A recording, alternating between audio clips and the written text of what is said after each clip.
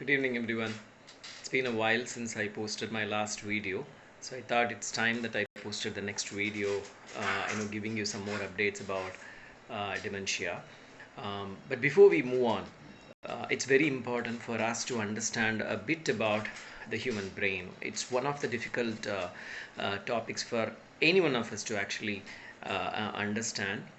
You certainly require a lot of time and patience to understand because the terms that are being used, particularly with respect to defining the parts of the brain and how they are used, and uh, you know uh, it's a bit complicated, and so I really don't want to delve too much into it. But of course, it's very important that to an extent possible, we try to understand a bit about the human brain. So I'll be using some images in this video, to point to some of the parts of the human brain and what they are used for, and when particularly a person gets affected by dementia, what kind of symptoms actually have are being seen, and if a particular part of the brain gets affected, what actually aspect of the body, or what aspect of the skill that the person possesses gets disturbed. So I'll be talking about it. But before we delve a bit into it, I just wanted to throw a few questions in front of you. I mean, just to for us to ponder over a bit. uh, as a species, humans aren't special. In fact, I'm an animal lover. I've had dogs for a long period of time, and I also still do a lot of nature journaling, walking into the wild, and then taking pictures of animals and things like that. But what makes humans so special? Uh, I mean, I don't really want to call us special because, we are actually not special. In fact, looking at the kind of damages that have happened in the last several years to the environment have all happened only because of us as humans. Anyway, that's a different topic altogether. But we are indeed, different, from other species. So what makes, us different, or even for to agree with some groups of people, what makes us special is the power, to being self-aware, the language, the kind of cultural developments that we have actually brought into this world, the civilizations that we have built, the kind of customs that we have built, particularly with respect to the worship of various gods and goddesses, the kind of rituals that we have evolved, giving respect to the people who have left this world, and various aspects of our life makes us special. So that there is a reason why these things are actually happening, is that, and when we look into the parts of the human brain, we'll be able to understand why these things are actually happening, in and when a particular part of the human brain gets affected, that skill, is also a kind of erased. So it's important for us to understand from that perspective. So uh, I'll just move ahead. I would urge you to watch this video carefully, and also connect a bit with respect to the development that happens in and around the brain area, in the field of understanding the human brain. In fact, as educator, we also talk extensively about the human brain, particularly the child's brain, from the conception until the child becomes an adult. So it is special. So with that, I'll move on to the description of the human brain, with the help of certain images.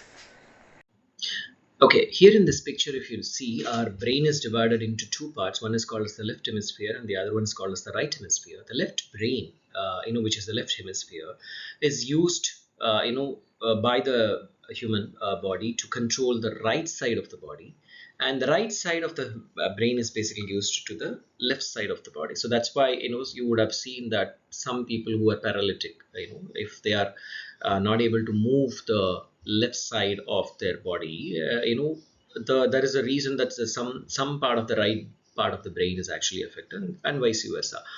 And we also use the left and the right brain for various uses, like purposes, like written and spoken language, understanding language. Whereas while written and spoken language is the left side of the brain is used, and the right side of the brain uses the is used for understanding language. By the way, we are not conscious of this. It's the brain that actually does this all, on its own. Now, in the next image, basically this talks about the structural functions of the human brain. Now here, uh, it's very clearly, gives you the parts of the human brain to an extent possible. Now, the major parts of the human brain is two: the cerebrum and the cerebellum. And of course, we have the brainstem, which is basically connected to the spinal cord. Now, the cerebellum is basically a very tiny part, and the cerebrum, which is the cortex, that's basically divided into four major, lobes. One is called as the frontal lobe, and the other one is called as the temporal lobe. Then we have the parietal lobe, and we have the occipital lobe. Now, each one of the lobes actually does something, in the human brain. And I'll just quote some examples here. If you notice that the frontal lobe here, it basically talks about the movement and the thinking, imagination, reasoning, judgment, and memory. And that's where we have the hippocampus, which basically helps us to keep a lot of things in our memory. That's very important. I just wanted to make you to make a note of that. The parietal lobe is where the sensation and the reading and understanding the spatial relationship that actually happens, and the occipital lobe is where the vision that happens, and in the temporal lobe is where the understanding language, behavior, and memory to an extent also is there in here in temporal lobe. Now, the cerebellum basically acts for balance and coordination. That's why when a person actually falls facing back, and if something happens to the spinal cord or the cerebellum or the brainstem, they usually have problem in balancing and coordination and things like that. Now, brainstem is also equally important. Now, the blood travels through the spinal cord and it reaches the brain, and that's how this coordination of all these things actually happen. Now, again, these things happen on its own, and we have no control over it. uh, Here is a much detailed, picture of the human brain. Now, here, if you notice, is the two division, which is the superior view, which talks about the right and the left hemisphere, and here in the interior view, which clearly talks about the cerebellum and the lobes, the different lobes that I was actually talking about. And here also, again, in the sagittal view, basically talks about the cerebellum, the pituitary glands, and lots of other things. And here in the lateral view talks about the frontal lobe and the cerebral cortex and the parietal lobe, occipital lobe, and a lot of other aspects. Now, on this side, the functional areas of the cerebral cortex, based on numbers, they've actually given everything. What all the functional areas of the brain and how the brain uses, and then uses other senses in the body and the organs, and then activates them or gives a command and then makes sure that it does its job. So it gives you an understanding of how our human brain actually functions, right? Now, people say that if there is a problem with the left part of the brain, there are some deficiencies that we have, then some kind of diseases that children suffer from. And similarly, in the right part of the brain, if there is a problem, then they develop some diseases in at the early stage itself. Like we have talked about ADHD. You would have heard about ADHD, autism, and Asperger's syndrome, and and dysgraphia, and those are names that are being used So that happens only because of this damage. And dementia also happens only because of some changes, that damage that happens to the any one or more parts of the human brain. Now here, basically it's a connection that we are trying to make. Now I was talking about the different parts of the human brain here: frontal lobe, parietal lobe, temporal lobe, and occipital lobe. Here if you notice that the hippocampus, now that is something that you will see a lot in the person who is affected with dementia. There are various types of dementia. I'll be talking about that in my next video. But here, if you notice, the hippocampus plays a vital role in memory. And the common symptoms that you see, when a person is affected with dementia is that unusually pronounced lapses.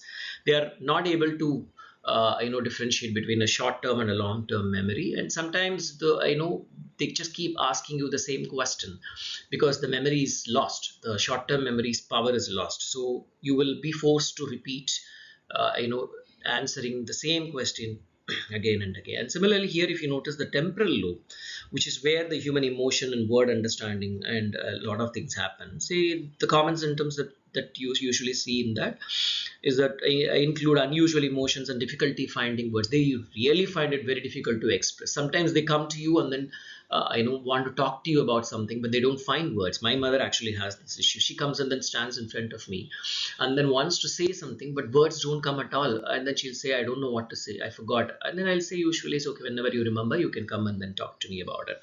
Then similarly in the occipital lobe, there it's the vision, and where you see they have a problem with reading, recognizing faces. Sometimes they even forget about their own loved ones. And then if you they'll say, I remember your face but I forgot your name.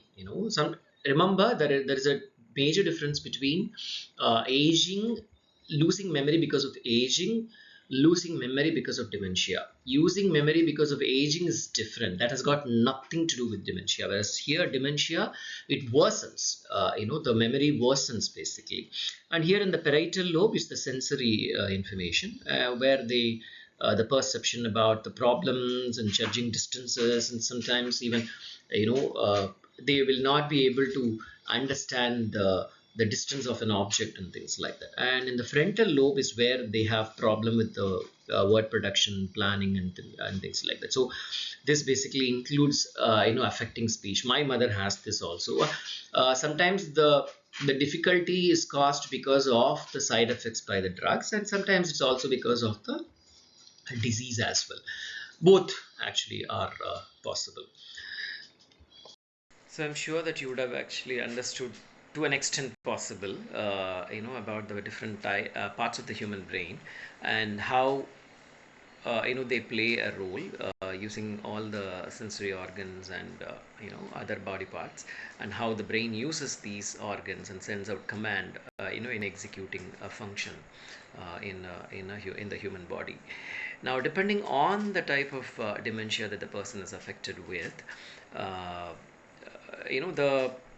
the particular lobe gets affected. And when the particular lobe gets affected, whether it is parietal lobe or the occipital lobe or the temporal lobe, the particular function that are being done by that lobe also gets affected. So which means the cells die, the neuron connections die out, and so it basically affects the person.